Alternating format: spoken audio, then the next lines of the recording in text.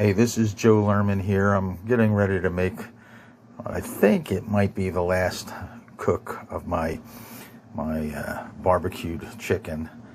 And this is my special juice that I baste the chicken with.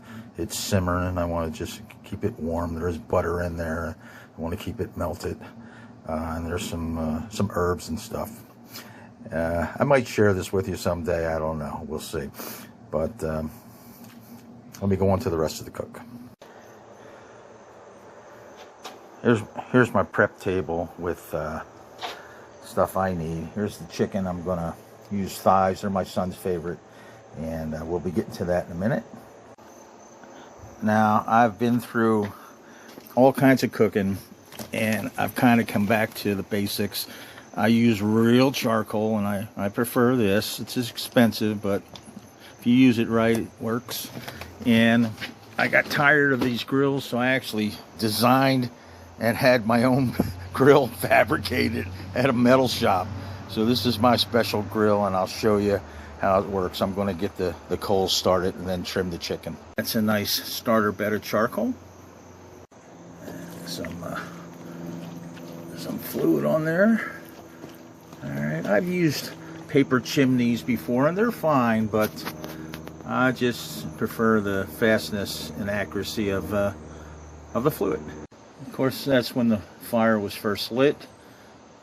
Be about 10 or 15 minutes at least before I start cooking. So let me get my chicken ready. I have these scissors. They work really good for poultry meats, and I kind of trim the excess flap of fat off the thighs. About it. Now, one of the things I did was took the grate from the top rack and put it down low so that I can heat up that grate, and then I'll scrub it off with a brush and then coat it with some I just use can of vegetable spray and raise it back out to the cooking height. And the other thing is, while that's doing that, you want to keep your charcoal bag very handy, because you're going to be replenishing coal on the live fire several times. You're going to sprinkle about a quarter of the amount of what's there frequently, every maybe 15 minutes or so, or 20 minutes, to keep this fire right where you want it, okay? So let me take care of that grate.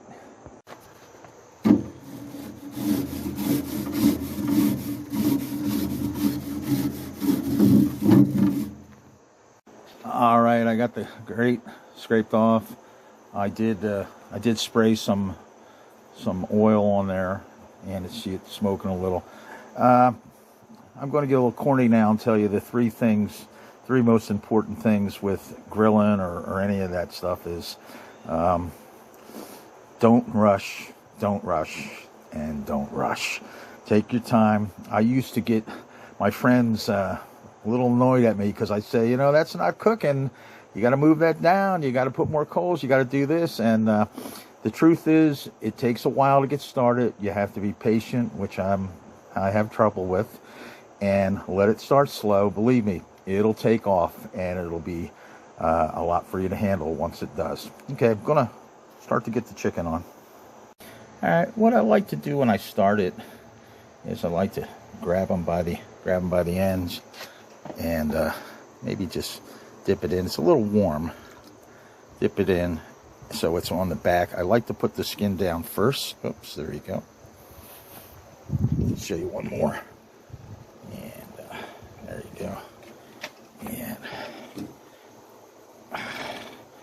And like I said, I want the skin down. There you go. I'll try to put 4 across there. Let me finish that up.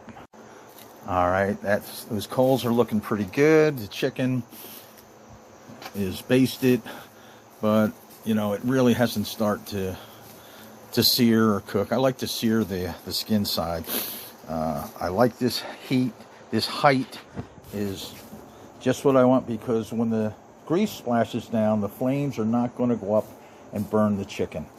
That's why you need the height and the coals. I'm going to show you a little trade secret of mine. Come over here. I have a fan. Oh, don't have it on yet. There you go. I have a fan that kind of blows the smoke just away from me, because it will get smoky, and that's just the way I deal with it.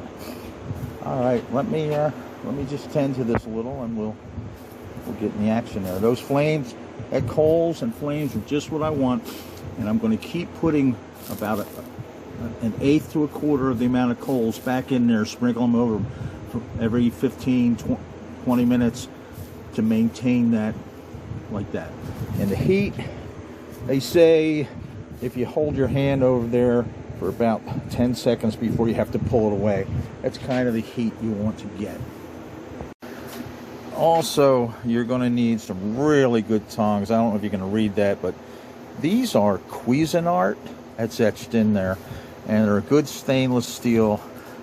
Don't hang it here because it's going to get too hot. I leave that just over here and use it when I want. They're the best things for turning these over. And let's let her continue on. Now, a trick a lot of guys do is if it starts flaming or getting too hot, what they do is they take their basting solution. And I like to do this anyway. And I still like to give it some extra juice. Yeah, that just gets all on there. Yeah, baby. That's the taste, that's the flavor. That's the magic sauce. All right.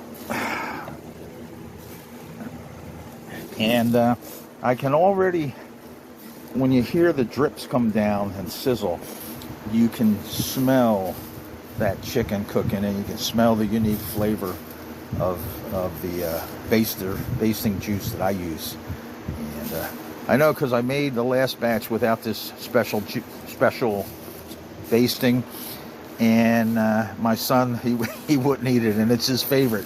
He said, "Dad, you got to make it with your secret juice there." So that's what we're doing. Look at that going. Isn't that great? Oh, if you can hear it. Oh, that's super. Yeah, I'm going to tell you a very important don't do.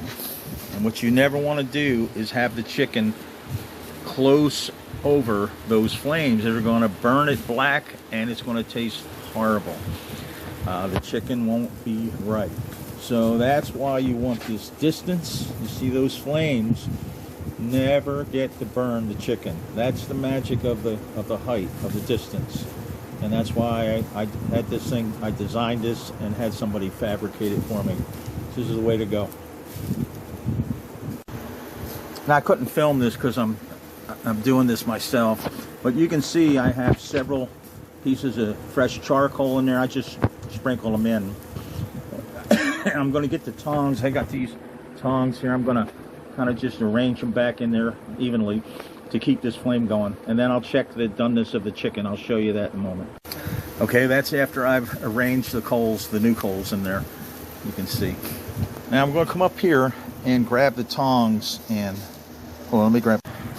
All right, trying to do everything with myself here, but grab the tongs, and I know this front row cooks a little hotter, and I want to check for the doneness, and that is like a light brown. I wanted to get a little darker, little crispier, and then I'll start flipping them and moving around. Like this side, see, that's not as much.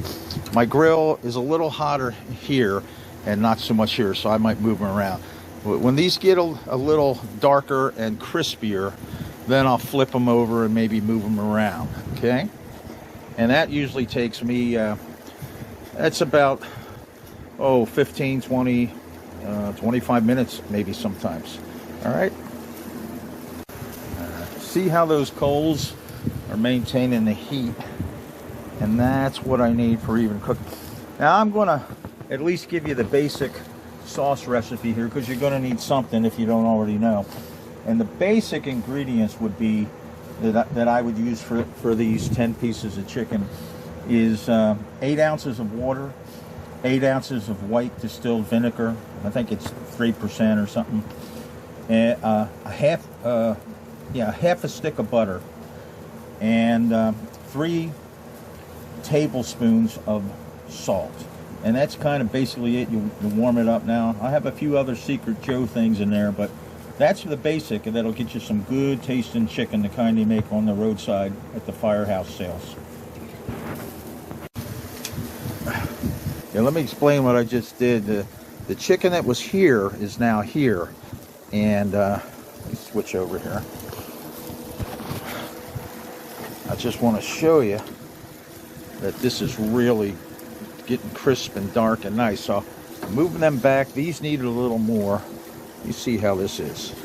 I'm going to put that in a hotter spot. These all need to be a little hotter. And even though these are kind of crispy, I don't want to flip these over yet. I'm going to keep them on the cooler side so that I can kind of keep everything together. I basically cook them until they're even up, and then I flip them all and coat them again. That's where we're headed to.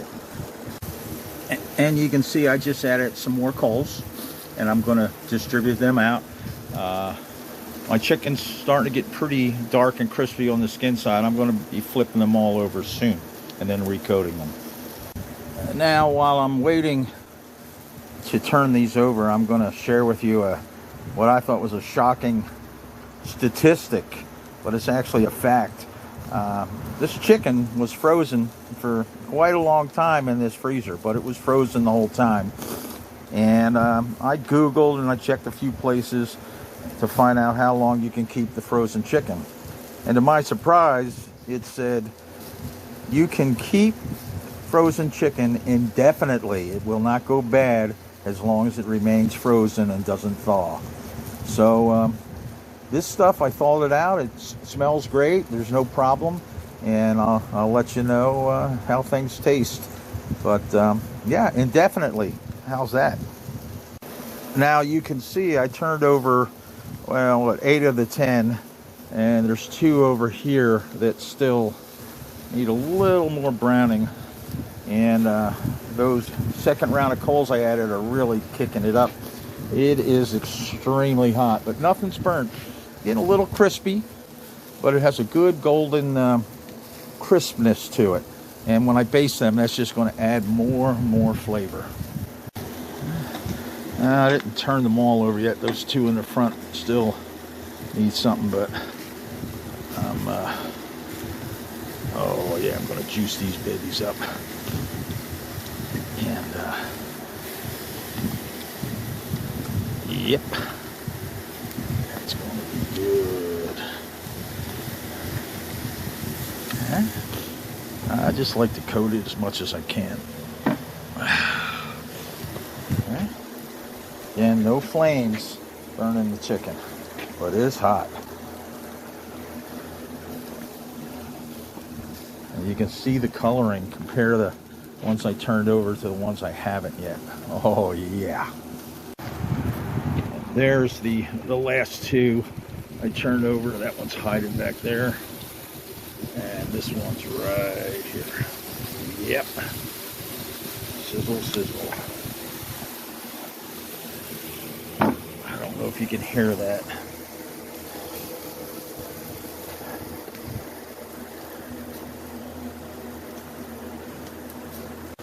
Now, this they were all turned over about maybe 25-30 minutes into it.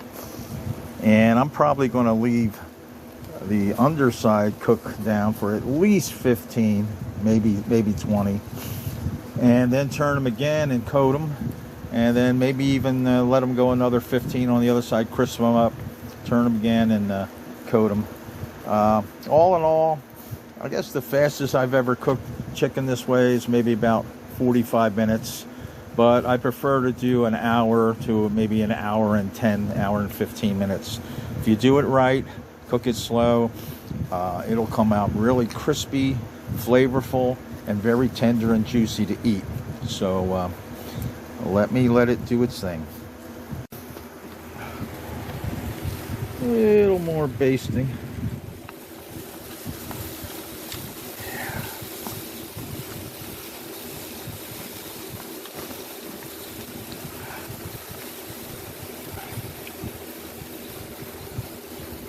Yeah, I still have some left to do the other side or two. This is the point where it just starts to smell so good. People start looking, what are you cooking? This is the flavor zone where all of that aroma hits the air. It's awesome.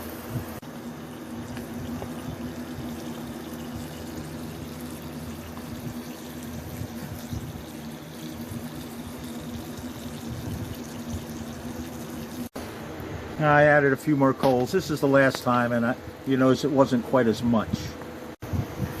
There they are arranged.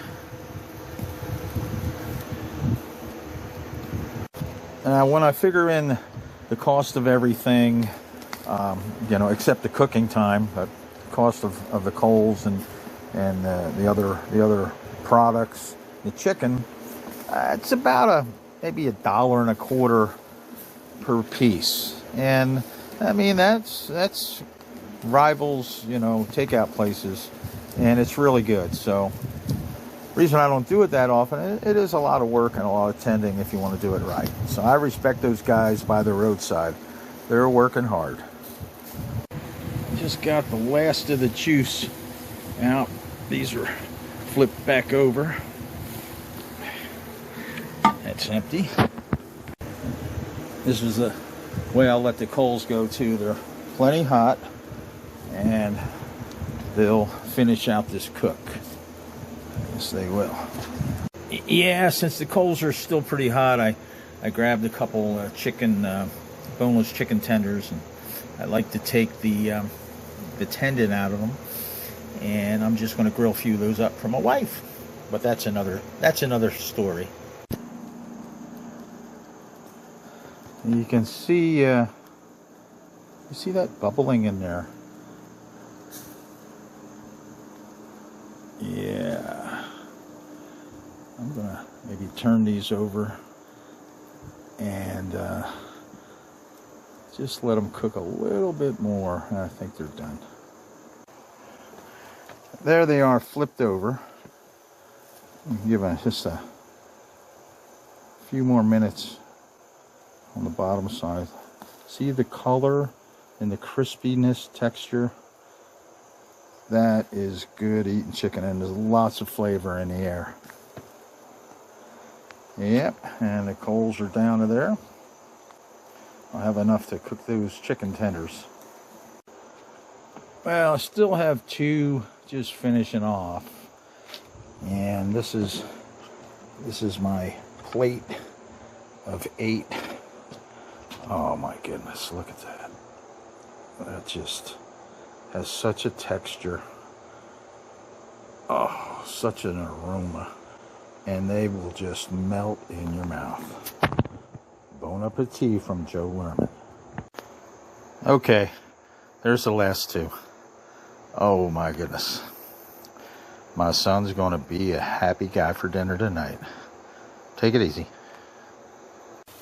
Just in case you wanted to know how the chicken tenders were coming out. Bye-bye.